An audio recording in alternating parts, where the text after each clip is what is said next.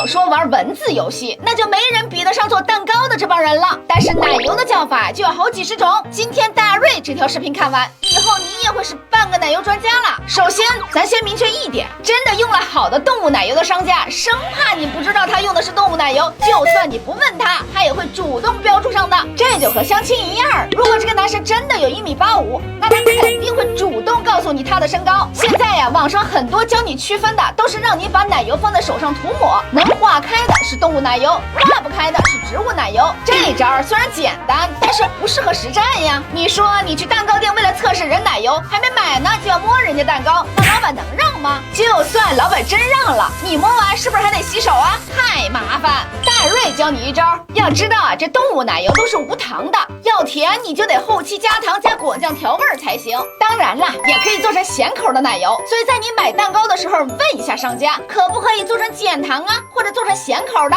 如果能做，就证明确实是动物奶油；如果连糖度都不能调，那也甭废话了，毫无疑问，植物奶油。不过现在的商家也是真精啊，专门欺负消费者不懂行，于是就造出一堆的奶油名词，试图蒙混过关，像什么甜奶油、起酥油、乳脂奶油、牛奶奶油，其实都属于人造的植物奶油，千万别踩坑啦。